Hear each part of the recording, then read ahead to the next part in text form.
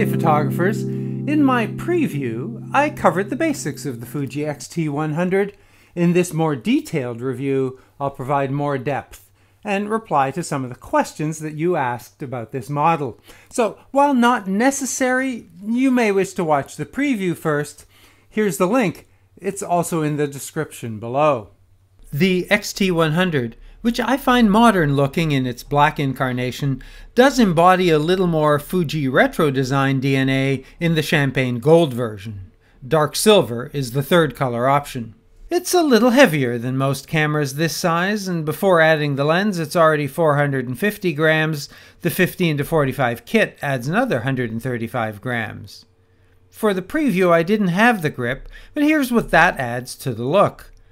The removable grip, which is included in the box, provides just a little more surface to keep it from sliding out of my hand. Inside is an APS-C size 24 megapixel Bayer sensor. That makes this a powerful, high-quality pocket camera. Most Fuji cameras use the Fuji X-Trans sensor technology. Bayer pleases some photographers who prefer the color reproduction. What's the difference, you ask? Sonam, armed with the X-T20, and I, with the X-T100, went out to do a tourist shoot in Toronto, so that Hisham, Paul, Liam, and others can compare the images here and in my Flickr album for more detail.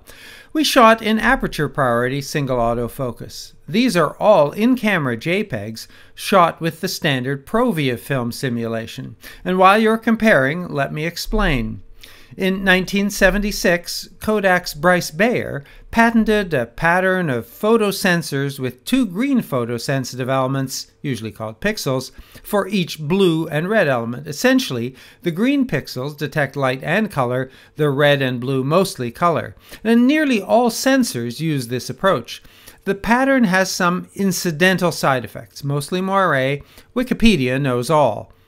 Fuji's proprietary X-Trans sensors, now in their third generation on the X-T2, X-T20, and X-H1, use a Fuji-developed pattern of 6x6 pixels designed to deliver greater color purity.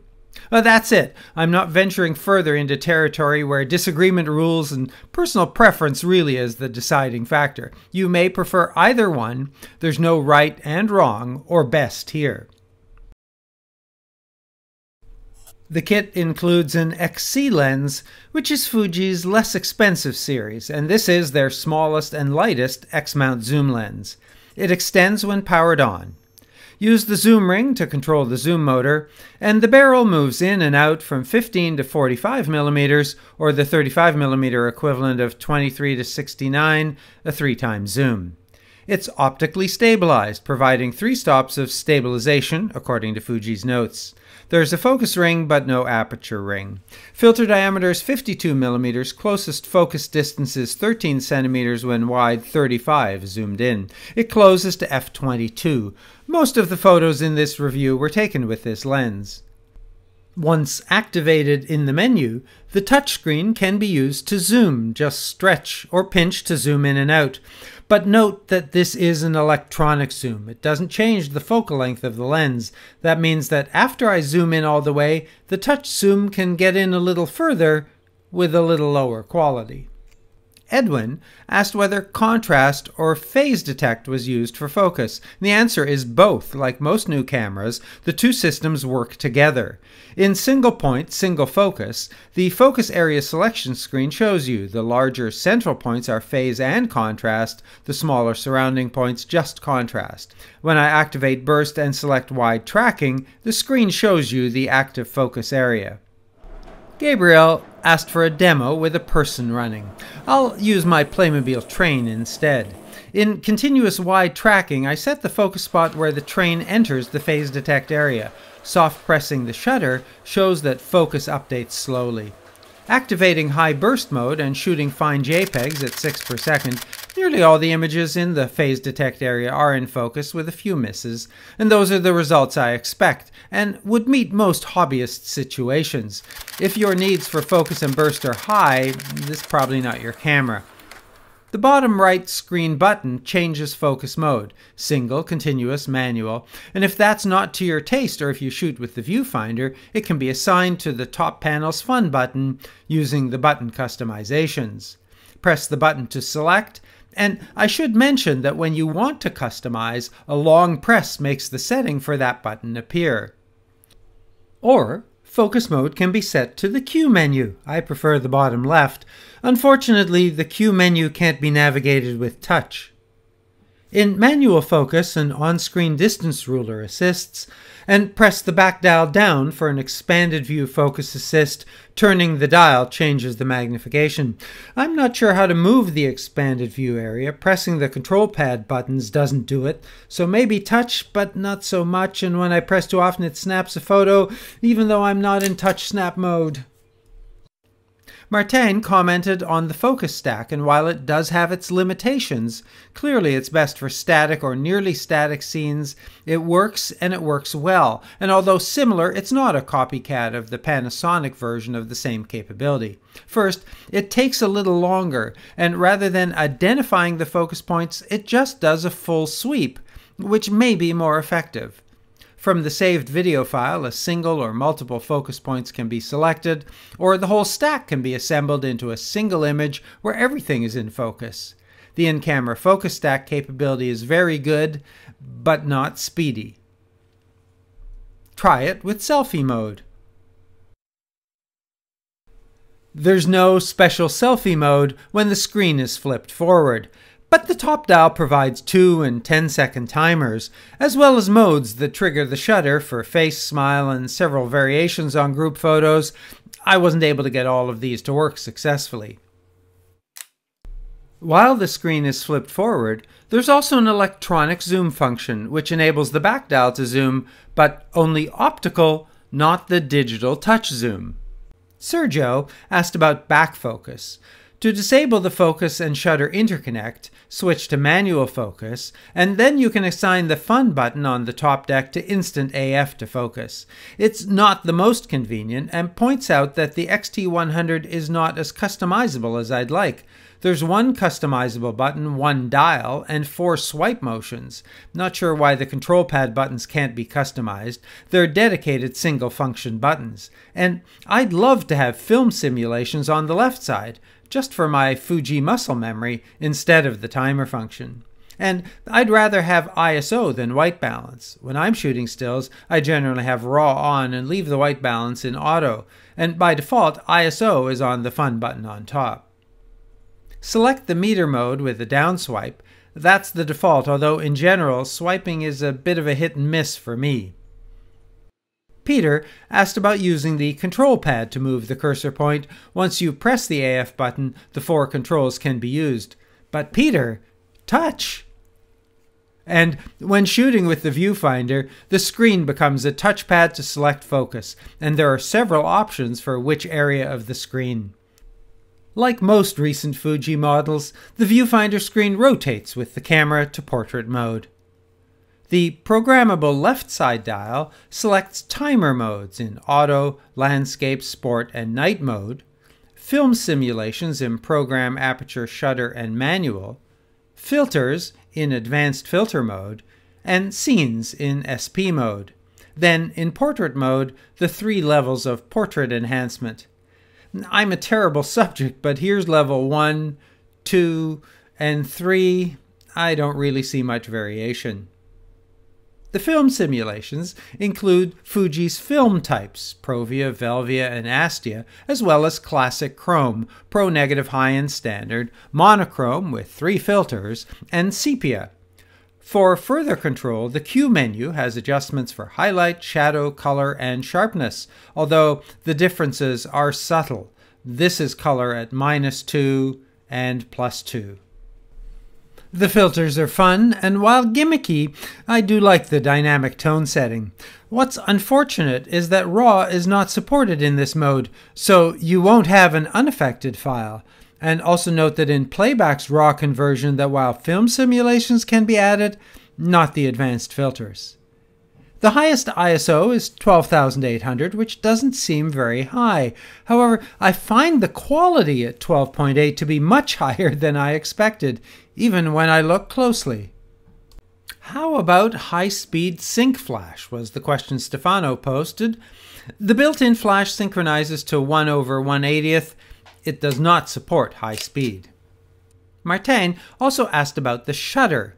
There are settings to choose mechanical, which shoots up to 1/4000, and electronic, which goes up to 1/32,000, but limits the ISO to 12,800.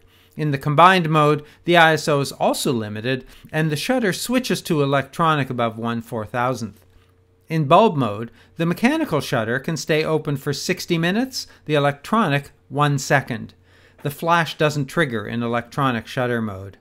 I'm turning Shoot Without Lens on to show you that the X-T100 uses a focal plane shutter, not the leaf shutter, which makes the X100F and X100T popular, and that does make the name somewhat confusing. And again, at 1/60 for slim photog, this is the sound of the mechanical shutter, and the 3 sound effects available for the electronic shutter. Of course, silent is an option, and there are 3 audio levels. With its flip-forward screen and the wide-angle lens, the X-T100 is a good choice for vlogging. Now, I am shooting in manual exposure mode, that's just my preference, and I do have the autofocus continuous on, and it's set for area in movie mode. And face detect is on, although sometimes I get a little shimmer of face detect. That's not really working. What is working is stabilization, and I think that you'll find that the quality of the internal mics is good working at this kind of range. Many of you were disappointed by the 15-frame 4K video mode. I was too. And that doesn't make it any less capable in HD, but it does make movement in 4K look stilted and jerky. That's not a competitive feature. There is a slight crop and the aspect ratio adjustment when video recording starts. The motorized zoom is not really usable for video, it's just not smooth, no matter how softly it's engaged. And there's no digital zoom, that electronic touch zoom thing doesn't work with video. It is stabilized, and that makes it possible to shoot handheld and get a steady shot. In video mode, continuous autofocus is similarly slow. The train stays in focus only when it's moving at a snail's pace around the track. The live HDMI out is more capable than most. The LCD stays on, and touch focus still works. With continuous and touch focus, a rack focus is possible. Note that it's much smoother while you're actually recording. There are independent focus settings for video. AF mode area is required for rack focus. The HDMI output info display is slightly misleading. It doesn't turn off until recording starts, and the display option carousel does not have a fully clean output. This makes it less than useful for recordings over 30 minutes. In all modes, regardless of frame rate or resolution, the HDMI output delivers 1080/60. However, in 4K mode, when 4K movie output is set to HDMI, then it will switch to output 4K 30, but only when the record button is pressed. There's no 30-minute limit with this setting, which makes battery life the only limitation. Video data rate is not specified, but I measured about 80 megabits in 4K, about 40 in HD. The tripod socket is just off-center to the lens. And for Marvin, battery life is reasonable, as this is a larger than average battery and is the newer, better 126S version. It can be charged with USB, but the camera can't be powered using USB. TC Lim observed that the X-T100 is made in Indonesia, and I'm not sure if that was meant as a negative or positive comment. I am sure that Fuji's facilities and quality control are held to the same exacting standards that they have in Japan and China. It certainly doesn't look or feel any different. And I think that the X-T100, while a fine camera, is lacking in a few areas where other Fuji models do better. Now, I wasn't all that interested at first, but I did like it more as I used it more. But I would recommend the X-T20 over the X-T100 unless your needs include vlogging and selfies, where the X-T100 has capabilities and features that specifically support those use cases. Now, alternately, if 4K video doesn't matter, and particularly if you prefer the look of the Bayer sensor, this is your camera. Now, hopefully, this covers your issues. If not, I do reply to all relevant questions and civil comments. Thanks for watching. And for my regular viewers, last week I used the VT506 mic, and there were dropouts. The dropouts came from the wireless system, not the mic, which works without fault. I'm continuing to use the VT506. It's here in my glasses, connected directly to the camera. And this week, my subscriber count went over 50,000, an astounding number. I am so grateful for your continued interest. If you joined me 5 years ago or are just about to click on subscribe, thank you. Your support means a lot. And then keep shooting until your memory card is full and your battery is empty.